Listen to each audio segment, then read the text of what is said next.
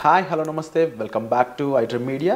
ఈరోజు మనతో ఉన్నారు 30 ఇయర్స్గా లా ప్రాక్టీస్ చేస్తూ ముఖ్యంగా ఇమ్మిగ్రేషన్ మనకి లాయర్గా ఉన్న రాహుల్ రెడ్డి గారు మనతో ఉన్నారు. ఈ స్టూడెంట్ వీసాకు సంబంధించి ఓపీటీ అండ్ స్టెమ్ ఎక్స్టెన్షన్ గురించి ఈరోజు ఎపిసోడ్లో మాట్లాడబోతున్నారు. మీకు ఏ డౌట్స్ ఉన్నా సరే కామెంట్ సెక్షన్లో మెన్షన్ చేయండి. దానిపై మరిన్ని సిరీస్ ఎపిసోడ్స్ రానున్నాయి. Hi sir. నమస్కారం. బాగున్నారా? బాగున్నాను sir. How are you? Good good. Sir, ముఖ్యంగా స్టూడెంట్ వీసా మీద ఎవరైతే వెళ్తూ ఉంటారో వాళ్ళు ఇనిషియల్ పీరియడ్లో వాళ్ళకి ఓపీటీ మీద ఇచ్చే ఈ టైం పీరియడ్ అనేది ఏ విధంగా ఉంటుందంటారు? లేటెస్ట్గా దాని మీద ఎటువంటి అప్డేట్స్ రానున్నాయంటారు? ఇప్పుడు నార్మల్గా డిగ్రీ చేసేటప్పుడు కానీ బ్యాచిలర్స్ కానీ మాస్టర్స్ చేయగానే మన పిల్లలు ఎక్కువ మంది మాస్టర్స్ పోతుంటారు కాబట్టి మాస్టర్స్ గురించి ఎక్కువ మాట్లాడదాం. మాస్టర్స్ డిగ్రీ అయిపోయిన తర్వాత వాళ్ళకు ఓపీటీ అని 1 year వర్క్ పర్మిట్ ఇస్తారండి. ఆ వర్క్ పర్మిట్ వచ్చినప్పుడు వాళ్ళు కంపల్సరీ వర్క్ చేయాలన్నట్టు. ఓకే. వాళ్ళకు ఒకవేళ జాబ్ రాకపోతే ఆ ఓపీటీ అనేది క్యాన్సిల్ అవుతుంది. వాళ్ళకు ఒక ట్రాకింగ్ సిస్టమ్ ఉంటుంది, సివిస్ ట్రాకింగ్ సిస్టమ్ అని ఉంటుంది అన్నట్టు. ఆ ట్రాకింగ్ సిస్టంలో వాళ్ళు ఇన్ఫామ్ చేయాలి, మీ ఎంప్లాయర్ ఎవరు, ఎక్కడ ఉంటున్నావు నువ్వు, ఇవన్నీ ఇన్ఫామ్ చేయాలన్నట్టు.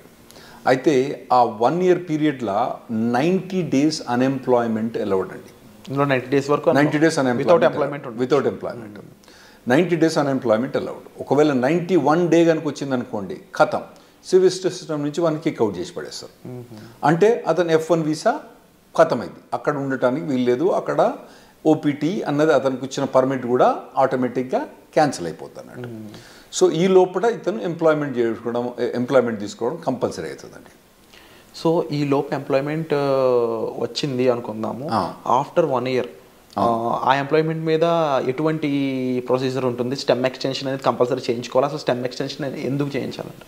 అయితే ఇప్పుడు నార్మల్గా డిగ్రీస్ అక్కడ 2గా డివైడ్ చేస్తారండి. ఒకటేమో స్టెమ్ డిగ్రీ అంటే నార్మల్గా సైన్స్ కానివ్వండి, తర్వాత ఫిజిక్స్ కానీ, మ్యాథ్స్ కానివ్వండి, తర్వాత కంప్యూటర్ సైన్స్, ఇంజనీరింగ్ డిగ్రీస్, ఇవన్నీ స్టెమ్ డిగ్రీస్ అంటారండి. ఓకే.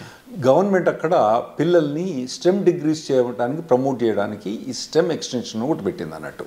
అంటే వీళ్ళకు మాస్టర్స్ డిగ్రీ కంప్లీట్ అయిపోయిన తర్వాత, అంటే కంప్యూటర్ సైన్స్లో మోస్ట్లీ మన వాళ్ళందరూ కంప్యూటర్ సైన్స్లో చేస్తారు కాబట్టి దాని గురించి ఎక్కువ మాట్లాడుకుందాం. సో అందులో ఫస్ట్ 1 year ఓపీటీ అని వర్క్ పర్మిట్ ఉంటుంది. ఆ వర్క్ పర్మిట్ అయిపోయిన తర్వాత అతనికి జాబ్ ఉంటే ఇంకొక 2 years వర్క్ పర్మిట్ వస్తుందండి. దాన్ని స్టెమ్ ఎక్స్టెన్షన్ అంటారు అన్నట్టు. ఆ స్టెమ్ ఎక్స్టెన్షన్లో కూడా 90 days అన్ఎంప్లాయ్మెంట్ అలౌడ్ అక్కడ, అందులో కూడా. అయితే రెండిట్లో కలిపి 150 రోజులే. అంటే ఎక్కడో ఒక దగ్గర తగ్గించుకోవాలన్నట్టు. ఇక్కడ 90 days, అక్కడ 90 days బ్యాక్స్, ఓవరాల్గా 150 days దాటకూడదు అన్నట్టు. స్టెమ్ ఎక్స్టెన్షన్లో కూడా జాబ్ కంపల్సరీ ఉండాలి, జాబ్ కంపల్సరీ చేయాలి. అంటే ఈ 180 days పక్కన పెడితే యాక్చువల్లీ 150 90 + 90 కాదు అక్కడ. ఇక్కడ 60 ఇవ్వాలన్నా అక్కడ 70 ఎక్కడో కంట్రోల్ చేసి పెట్టాలన్నట్టు. సో ఇన్ కేస్ ఈ స్టెమ్ ఎక్స్టెన్షన్ కన్నా ముందు తనకి జాబ్ పోయినట్లయితే ఓపీటీ టైంలో ఇంకా స్టెమ్ ఎక్స్టెన్షన్ కూడా ఉండదు అంటారు. ఒకవేళ స్టెమ్ ఎక్స్టెన్షన్ చేసే టైంలో ఓకే, మీకు మొదలే స్టెమ్ ఎక్స్టెన్షన్ ఓపీటీ అయిపోక ముందే మీకు 3 months ముందే స్టెమ్ ఎక్స్టెన్షన్ ఫైల్ చేసుకోవచ్చు. ఒకవేళ స్టెమ్ ఎక్స్టెన్షన్ ఫైల్ చేసుకునే తప్పుడు ఒకవేళ జాబ్ లేదనుకోండి, ఇక మనోని గోవింద, అతనికి మాత్రం ఆ స్టెమ్ ఎక్స్టెన్షన్ రాదు. కంపల్సరీ అప్పుడు జాబ్ ఉండాలి. సో కంపల్సరీ ఓపీటీ టైంలో జాబ్ ఉండాలి అండ్ అది ఎక్స్టెన్షన్ టైంలో కంపల్సరీ జాబ్ ఉండాలి. ఓపీటీ మొదలైనప్పుడు ఉండనక్కర్లేదు, ఓపీటీ ఎండ్ అయ్యేటప్పుడు మాత్రం కంపల్సరీ ఉండాలి, లేకపోతే మనోడు గోవింద అవుతాడు, స్టెమ్ ఎక్స్టెన్షన్ రాదు. సో ఓవరాల్గా how long they can stay? 3 years time duration ప్రాపర్గా స్టే చేయొచ్చు? అవునండి, 3 years. అంటే 2 years ఏమో వీళ్ళు మాస్టర్స్ చేస్తారు. టిపికల్గా 1.5 year. వీళ్ళు మన వాళ్ళు పోయేది ఆగస్టు పోయిన తర్వాత మే జూన్ కల్లా గ్రాడ్యుయేట్ అవుతారు నెక్స్ట్ ఇయర్కు. అంటే 1.5-2 years వీళ్ళు గ్రాడ్యుయేట్ అయిపోయిన తర్వాత మళ్ళీ వీళ్ళకు 3 years. ఫస్ట్ ఓపీటీ 1 year, తర్వాత స్టెమ్ ఎక్స్టెన్షన్ 2 years. ఈ 3 years పర్మిట్ ఉంటుంది, వర్క్ పర్మిట్. ఈ లోపల కనుక మనోడు లాటరీ, H1B లాటరీ మీకు తెలుసు కదా, మార్చ్లో 80,000 members H1B లాటరీ చేస్తారు కదా. అప్పుడు చేసినప్పుడు ఇతను ఎంప్లాయర్ H1B లాటరీ చేస్తే H1B వచ్చేస్తేనేమో ఖతం అన్నట్టు. ఓపీటీ స్టెమ్ ఎక్స్టెన్షన్ ఈ అబ్బాయికి అవసరం లేదు, H1B మూవ్ అవుతాడు అన్నట్టు. ఒకవేళ రాకపోతే, అప్పుడు కూడా రాకపోతే ఇక మళ్ళా వేరే వీసా పోవడం కానీ లేదా అంటే వెనకకు రావడం కానీ అవసరం పడుతుంది అండి వీళ్ళకు. ఈ ఓపీటీ స్టెమ్ ఓపీటీ రెండు సిమిలర్ అనిపిస్తుంది సార్, డిఫరెన్సెస్ ఏం లేవా ఈ రెండిట్లో?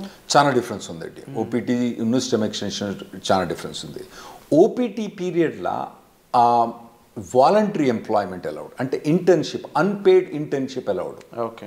అంటే ఏదైనా కంపెనీ ద్వారా కానీ ఏదైనా ట్రైనింగ్ ఇస్తాననుకోండి, ఈ అబ్బాయి కనుక అక్కడికి పోయి, అబ్బాయి కానీ అమ్మాయి కనుక అక్కడికి పోయి వాళ్ళు ట్రైనింగ్ తీసుకుంటే పని చేయకున్నా కూడా ట్రైనింగ్ తీసుకున్నందుకు దానికి డబ్బులు ఇవ్వరు వాళ్ళు. ఎందుకంటే ట్రైనింగ్ ఇచ్చేది ఎక్కువ, డబ్బులు ఎందుకు ఇస్తాడు? ఇవ్వడు కదా. ఇవ్వనప్పుడు కూడా ఇతను ఓపీటీ పీరియడ్లో అక్కడ ట్రైనింగ్ తీసుకుంటే అది ఎంప్లాయ్మెంట్ కింద కౌంట్ అవుతుందండి. ఓకే. అదే స్టెమ్ ఎక్స్టెన్షన్కి వచ్చేటప్పుడు కంపల్సరీ పెయిడ్ ఎంప్లాయ్మెంట్ అన్నది అవసరం. ఓపీటీ పీరియడ్లో ఏమో voluntary or unpaid internship allowed, paid allowed, unpaid allowed.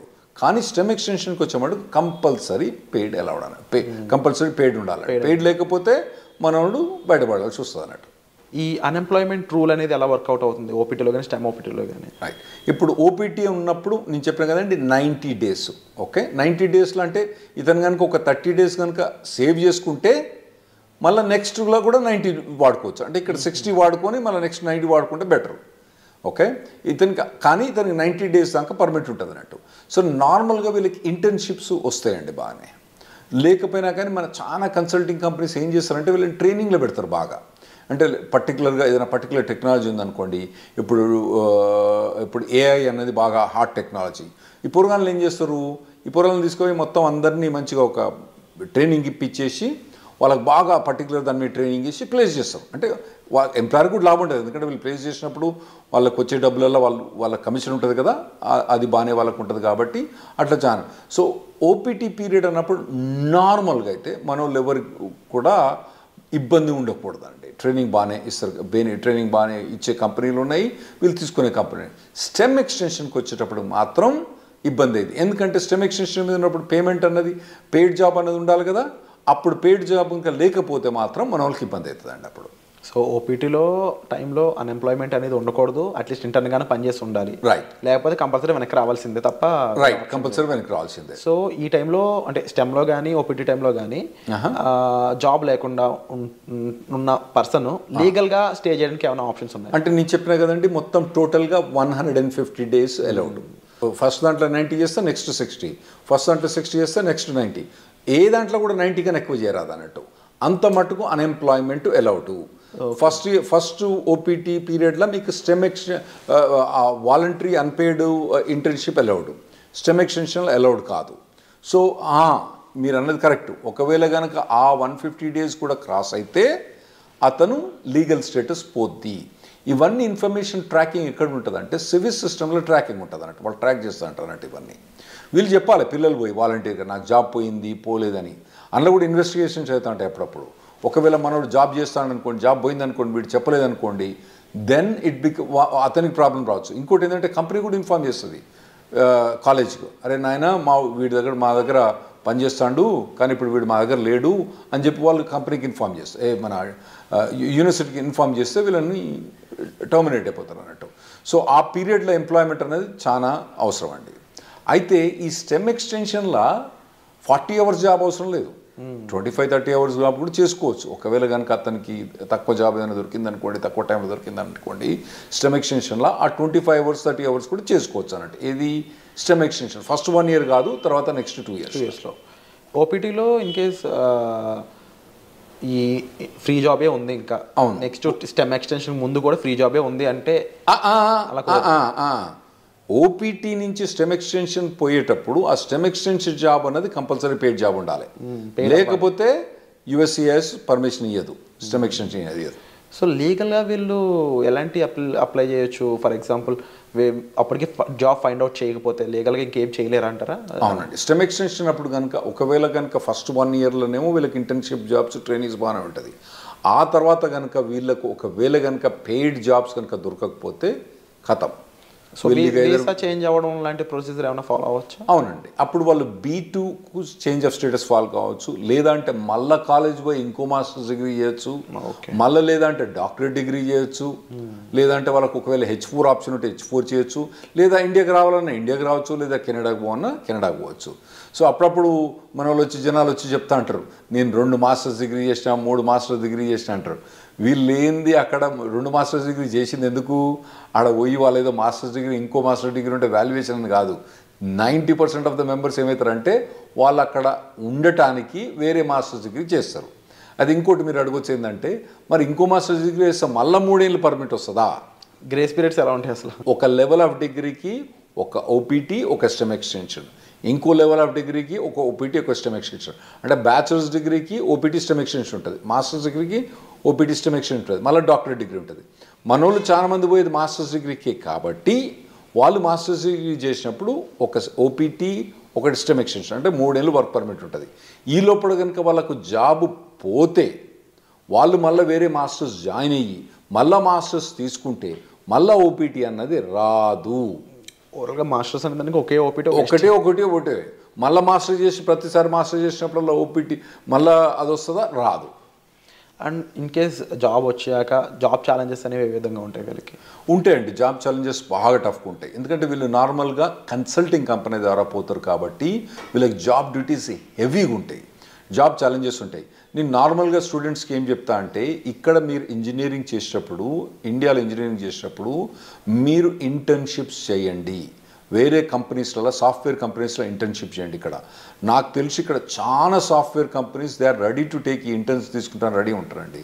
Internship చేయండి, తర్వాత పర్టికులర్గా ఏ సాఫ్ట్వేర్ మీద కానీ ట్రైనింగ్ చేయండి, మోడల్ ప్రాజెక్ట్స్ చేయండి. ఇటువంటివన్నీ మీరు ఫస్ట్ ఇయర్ నుంచి చేసుకుంటే రావాలన్నట్టు. అంటే ఎలాంటి ఇండస్ట్రీస్ మోస్ట్లీ ఓపీటీని స్టెమ్ని ఎక్కువ రిక్రూట్ చేసుకుంటాయంటే? ఇప్పుడు అంటే మన వాళ్ళందరూ ఐటీలో పోతుండ్రు కాబట్టి ఐటీ ఇండస్ట్రీ గురించే మనకి ఎక్కువ ఉంటాయి. అంటే వేరే ఇండస్ట్రీ అంత మెచ్యూర్ కాలే. ఇప్పుడు వేరే మెకానికల్ ఇంజనీర్ కానీ, సివిల్ ఇంజనీర్ కానీ వీళ్ళకి పోతే వీళ్ళకు ఓపీటీ మీద జాబ్ కానీ, మెకానికల్ ఇంజనీర్ వాటి మీద ఓపీటీ స్టెమిషన్ చాలా కష్టమైంది అబ్బాయిలకు వాళ్ళకు. అదే ఐటీలో పోయిన వాళ్ళకి ఏంటంటే వీళ్ళకి ఒక పాత్వే ఉన్నది ఆల్రెడీ. చాలా మట్టుకు జాబ్ ఆపర్చునిటీస్ బాగానే ఉన్నాయి. కాకపోతే మన పిల్లలు ఏం చేయాలంటే మొదటి నుంచే వీళ్ళు ట్రైన్ కావాలి. ఏదైనా పర్టికులర్ టెక్నాలజీ ఎంచుకొని వీళ్ళు ఫస్ట్ ఇయర్ బ్యాచిలర్స్ డిగ్రీ కానీ, సెకండ్ ఇయర్ బ్యాచిలర్స్ డిగ్రీ కానించి అప్పటి నుంచి ఏదైనా టెక్నాలజీ ఎంచుకొని పోవాలి. తర్వాత ఏంటంటే మధ్యలో టెక్నాలజీ చేంజ్ అయిందనుకోండి, చేంజ్ కావాలి దానికి టెక్నాలజీ. ఎందుకంటే టెక్నాలజీ ఎంత ఫాస్ట్గా చేంజ్ అయిందంటే ఆర్టిఫిషియల్ ఇంటెలిజెన్స్ ఏంటంటే 3 ఏళ్ల కింద దాని పేరేం లేదు, నవిడియా పేరేం లేదు. ఇప్పుడు అది number 1 company in the world అయిపోయింది. సో అట్లా టెక్నాలజీస్ అన్ని ఇప్పుడు అందరూ ఎవ్వరు కూడా ఆర్టిఫిషియల్ ఇంటెలిజెన్స్ అంటున్నారు అన్నట్టు. అది కొన్ని కంపెనీస్ పనిచేస్తూ చెప్తారు, మాకు అసలు ఆర్టిఫిషియల్ ఇంటెలిజెన్స్ అవసరం లేదు, కానీ మా కంపెనీలో ఎందుకు హైర్ చేస్తున్నారో లేదు, వాడు రెజ్యూమ్ మీద ఆర్టిఫిషియల్ ఇంటెలిజెన్స్ బెటర్, వానికి ఒక ఏదైనా కోర్స్ కానీ, ఏదైనా ఒక 5 months ఎంప్లాయ్మెంట్ కానీ, ఇంటర్న్షిప్ కానీ ఉంటే తీసేసుకుంటారు మా దగ్గర అని చెప్తాను వాళ్ళు. సో అటువంటి హాట్ టెక్నాలజీస్ ఉన్న వాళ్ళు వీళ్ళు చూస్ చేసుకోవడం బెటర్. కాకపోతే కొద్దిగా మొదటి నుంచి కూడా ఒకవేళ, ఎందుకంటే ఇప్పుడు ఏఐ అంటున్నారు, అంతకుముందు డేటా సైన్స్ అన్నారు, రేపు ఇంకోటి అంటారు. సో ఇటువంటి ఏ ఒక్క టెక్నాలజీ కూడా ఒక పర్సన్ ట్రైన్ అయితే ఆ టెక్నాలజీ మారినప్పుడు ఈజీగానే అడాప్ట్ అయిపోతారు. నువ్వు ఉట్టిగానే కూర్చొని 4 ఏళ్ళు ఏం పని చేయకుండా, ఆ తర్వాత నువ్వు మాస్టర్స్ డిగ్రీ చేసేటప్పుడు కూడా ఏం ట్రైనింగ్ తీసుకోకుండా చక్కగా నువ్వు పోయి మాస్టర్ డిగ్రీ అయిపోయిన తర్వాత నువ్వు ఓపీటీకి పర్మిషన్ ఇచ్చి ఆడ పోయి జాబ్ ఏమంటే అప్పుడు కష్టమైంది. ఇప్పటి నుంచి మీరు బిల్డప్ చేసుకుంటూ పోవాలన్నట్టు. ఇవి చాలా కాంపిటేటివ్గా ఉంటాయి ఓపీటీ స్టెమ్లో కూడా. అట్ ది సేమ్ టైం మీరు ఈ డౌన్ టర్న్స్, ముఖ్యంగా లే ఆఫ్స్ కానీ అవి ఎంత ఇంపాక్ట్ చేస్తాయంటారు ఓపీటీ వాళ్ళని? బాగుంటాయి, ఓపీటీ మీద ఇంపాక్ట్ బాగుంటుంది. ఫస్ట్ ఒకటి మీరు అర్థం చేసుకోవాలి, శాలరీస్ ఎట్లున్నాయి వీళ్ళవి. యుఎస్ శాలరీస్ 80 లక్షలు 90 లక్షలు. ఏది ఓపీటీ స్టెమ్ ఎక్స్టెన్షన్ కూడా 80 లక్షలు 90 లక్షల నుంచి మొదలైతే వాళ్ళకి శాలరీస్. సో మనకి ఇక్కడ ఇండియాలో ఏంది, మీరు పెద్ద కంపెనీలు పోయినా అనుకోండి, అది వెరీ సర్ప్రైజ్. గూగుల్ అటువంటి కంపెనీస్లలో, అంటే నేను పర్టికులర్ గూగుల్ అని చెప్పాను, వేరే కంపెనీస్లో శాలరీ చూస్తే వాళ్ళకి ఏంది నెలకు 30,000, నెలకు 25,000, అంటే దాదాపుగా 4 లక్షలు 5 లక్షల ప్యాకేజ్ కూడా మా ఎక్కువ ఇక్కడ. ఏది ఎంట్రీ లెవెల్లో అక్కడ 80 లక్షల నుంచి 90 లక్షల దాకా ప్యాకేజ్ ఉంది అక్కడ. అయితే అట్లా ప్యాకేజ్ ఉన్నప్పుడు ఇక్కడ వీనికేమో 5 లక్షలు వస్తా అంటే నీకు ఆడేమో 80 లక్షలు ఇస్తాను అంటే నీ పెర్ఫార్మెన్స్ ఎట్లా ఉండాలి? You have to be at least 10 times better than the guy who's working here. నువ్వు ఉన్నావా లేదా 10 times? లేనప్పుడు నువ్వు షార్ప్నెస్ స్కిల్ చేసుకోవాలి. నువ్వు అట్లా ఆలోచించాలి. ఇక్కడ వచ్చినానికేమో 5 లక్షలు, నీకేమో 80 లక్షలు, అంటే నీది కనీసం 10 రెట్లు ఎక్కువ ఉండాలి నీ పెర్ఫార్మెన్స్. అంటే 10 రెట్లు ఎక్కువ ఉండాలంటే నువ్వు షార్ప్ అని చేసుకోవాలి. Unit be fit for it. అక్కడ పోయి నేను మాస్టర్స్ అయిపోయిన తర్వాత అప్పుడు నేను నేర్చుకుంటా అంటే ఇప్పుడున్న పరిస్థితిలో మాత్రం నడవదు. 100% కరెక్ట్ సార్. డెఫినెట్లీ మీరు చెప్పిన విషయాలన్నీ కూడా. అండ్ ముఖ్యంగా ఓపీటీ స్టెమ్లో స్టూడెంట్ సిచ్యువేషన్ ఏ విధంగా ఉంటుంది, టైం పీరియడ్ ఎలా ఉంటుంది, గ్రేస్ పీరియడ్స్ అండ్ రాకపోతే ఏంటి పరిస్థితి, ఈ విషయాలన్నీ విన్నారు కదా. అలాగే H1B లాటరీ పరిస్థితుల్లోనూ ఆఫ్టర్ జాబ్ వచ్చాక లైక్లీ ఎఫెక్ట్స్ ఏమేమి ఉంటాయి అనేవి వచ్చే ఎపిసోడ్లో చూద్దాం. So stay tuned. Thank you so much for the information. Thanks.